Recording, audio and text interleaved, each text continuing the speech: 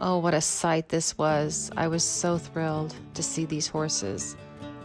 This is the area about 40 miles southwest of Salt Lake City.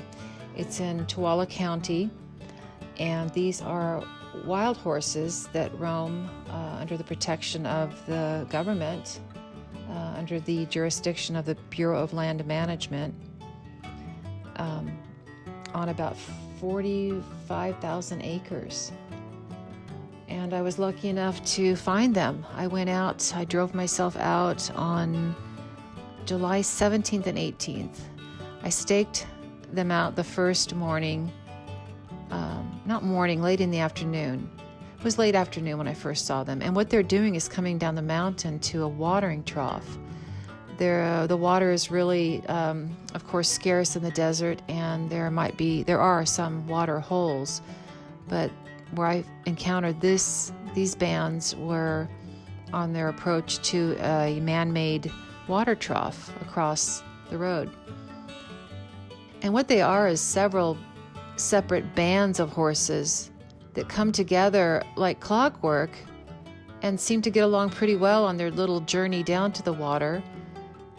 And you see all kinds of behaviors when they come down to the water spot. You see some little tussles between stallions. You see some courtship going on and some preening, and it's very interesting to watch their behaviors. But they all seem to get along well enough to take care of their needs here. So many beautiful horses. A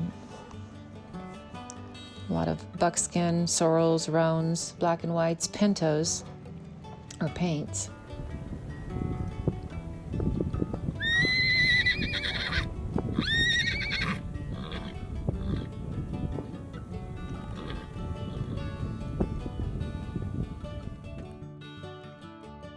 These horses, we call them wild. However, opponents of them would say they are just feral horses, either let loose, ranchers or people. They either escaped or they just let them loose and then they populated. Although many believe that some of these horses are descendants of the ponies or horses from the Pony Express, which this is the Pony Express land. This is where the path went through Utah on its way to California. And there are markers and stone huts or structures where the riders stopped and rehorsed, got a new horse, and went on to deliver their mail and packages out to California. It didn't go very long. I think the Pony Express maybe lasted a year and a half before the telegraph came along and the railroad started making its way through the West. But this is a really special place. Just a vast desert, so unpopulated and majestic. And these horses, the stallions in particular, just their haughty attitudes. You don't see this in our domesticated horses. This is them in the wild.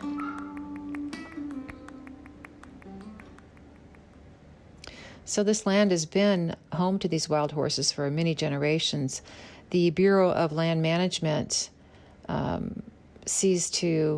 they don't take care of them, but they do try to cull their numbers. The horses populate, and they are in contention with cattle ranchers and sheep ranchers in the area that have leased grazing lands from the BLM. And they see these horses as nuisances and pests.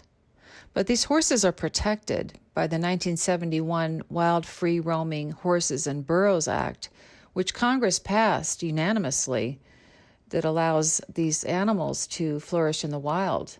They can no longer be rounded up by businesses that are looking to make dog food out of them, essentially. So they are protected. However, they are managed through the BLM. Their population is managed by different means, and all of these are always under debate. Sterilization,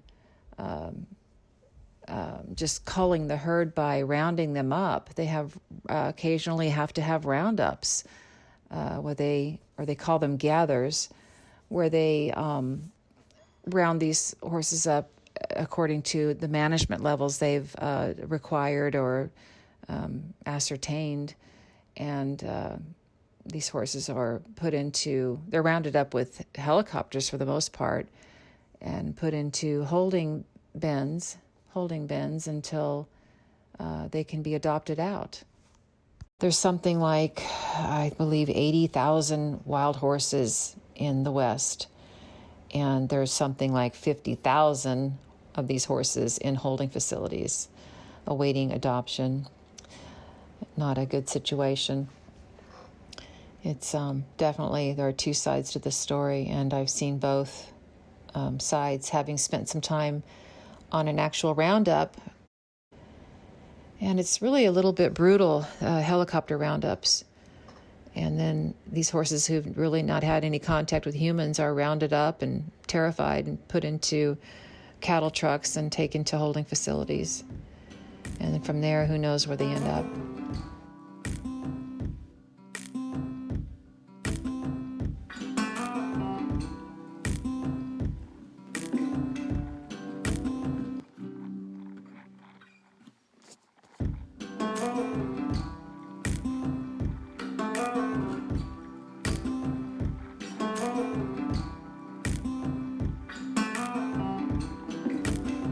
It was just a joy to watch these horses. I can't wait to go back. It was certainly one of the highlights of my life.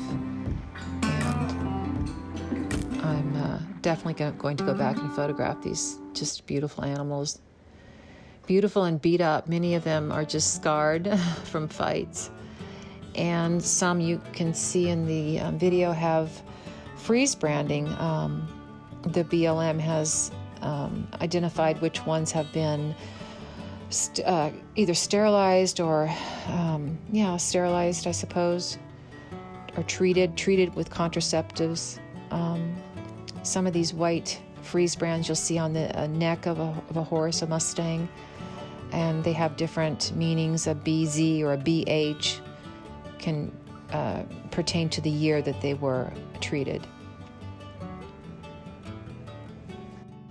So this particular herd of horses, the Onaqui herd, is probably the most photographed herd in the West or in America. The access to them I probably is easier because you're going down gravel roads and also tourist roads through the Pony Express. So these horses are more familiar with people. I was able to get really close. However, other bands of horses in other BLM management areas, especially Nevada, which is vast, those horses, you can't get anywhere near them. They are totally terrified of people, and they hide and with good reason. And some horses are in mountainous areas, very hard to stake out. But this particular band, I was fortunate to find them 2 days in a row. Some people say they go out and don't see them at all because they water in different spots, and it's a big area of land.